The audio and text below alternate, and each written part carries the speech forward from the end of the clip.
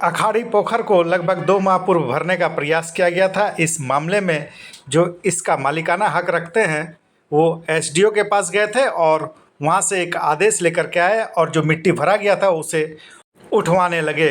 उन्होंने बताया कि उठवाते वक्त कुछ लोग वहाँ पर आ गए थे जो ना तो प्रथम पक्ष थे ना द्वितीय पक्ष थे बल्कि तीसरा थे और आकर के धमकाने लगा।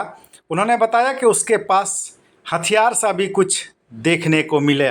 क्या कह रहे हैं हम आपको पूरी बात उनकी सुनवाते हैं और क्या कुछ मामला है इसको भी आप अच्छी तरह से जान सकेंगे। मामला ये है कि जैसा कि आप लोगों ने पहले भी इसको कवर किया था, इस पर ये पुश्तैनी पोखरा है, वो मेरे दादाजी के नाम से दर्ज है, रैयत खाते हैं। उसका 2/3 हिस्से का मैं मालिक हूँ। अब पिछले कुछ दिन पहले मैं यहाँ नहीं था तो कुछ भूमाफियाओं ने इसको मिट्टी डाल करके बंद करने का प्रयास किया था और कुछ करीब 1/3 हिस्सा हक भी दिया था। तो मैंने एसडीओ के पास एक आवेदन किया था इसको रोका जाए, तो उन्होंने धारा 163 के तहत इस काम को रोक दिया था और उसके बाद उनका जो फाइनल ऑर्डर वो 3 तारीख को निकला, जिसमें उन्होंने सभी पक्षों को निर्देश दिया कि पोखर को अपने पूर्व स्थिति में लाया जाए और इसका रिपोर्ट सीओ पूर्व स्थिति में आया है कि नहीं, सीओ को भी डायरेक्शन दिया कि सीओ इसको कोर्ट में उनके पास पेश करे विदिन 15 डेज। उस आदेश का कॉपी को लेकर, सर्टिफाइड कॉपी लेकर मैं कल जब काम करने आया कि मैं अपने पोखर को पूर्व स्थिति में लाऊं, क्योंकि मुझे एसडीओ का अनुमंडल पदाधिकारी का ऑर्डर मिल गया है जी। जब मैं काम कर रहा था तो उस समय वही भूमाफिया लोग जो पिछली बार पोखर को भरे थे, जिनमें प्रमुख थे रमाकांत, अंकित, उनका टाइटल नहीं जाते, अंकित, उसका राम ठाकुर और भी करीब उसके 10-15 लोग थे। वो लोग आकर के हमको धमकाने लगे। मेरे जेसीबी वालों को भी धमकाया उन्होंने, बोला जला देंगे जेसीबी, और वो रोकने का कल की बात बता रहा हूँ, कल की बात बता रहा हूँ आपको। तो मैं वहाँ अकेला था, तो मैंने उन लोगों को वो बताया कि मैं कोर्ट के ऑर्डर के तौर पर कर रहा हूँ। कोर्ट का ऑर्डर भी दिखाया, और आप लोग हैं कौन?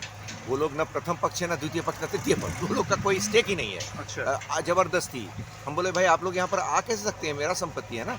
तो मैंने देखा कि स्थिति बिगड़ रही है, मुझे शारीरिक क्षति की भी संभावना दिखी, क्योंकि कुछ लोगों के पास कुछ सामान वगैरह था जो मुझे दिख रहा था। तो मैंने एसपी प्रभात कुमार जो अधीक्षक हैं उनको फ़ोन लगाया और उनको कहा कि मैं आ रहा हूँ आपके ऑफिस में। उन्होंने कहा कि हाँ आप आइए। मैंने जाके उनको सारे विषयों का अवगत करवाया, तो उन्होंने त्वरित उसका संज्ञान लेते हुए तुरंत जो है थाना प्रभारी जो है प्रयागराज, उनको प्रयागदास या कुछ नाम है उनका, उनको ऑर्डर दिया कि आप जाइए और उस स्थिति को कंट्रोल में कीजिए और मुझे रिपोर्ट बैक कीजिए।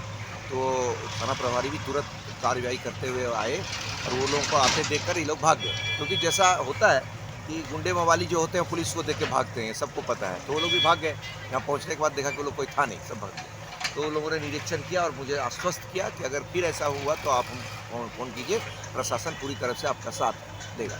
मैं इस विषय में अधीक्षक पाकुड़ श्री प्रभात कुमार का बहुत आभारी हूँ। उन्होंने त्वरित संज्ञान लेते हुए इस कार्य को रोका और मेरा जो कानूनन जो अधिकार मुझे मिले हुए हैं उसकी रक्षा की, और अनुमंडल पदाधिकारी का जो आदेश है उसकी भी रक्षा की, उनके आदेश का पालन हुआ। इसके लिए मैं अनुमंडल पदाधिकारी पाकुड़ प्रशासन और पाकुड़ के पुलिस, खास करके पाकुड़ के पुलिस अधीक्षक प्रभात कुमार जी का इनका शुभ नाम है पार्थ साथी उपाध्याय। मैं जॉइंट कमिश्नर के पद पर स्थापित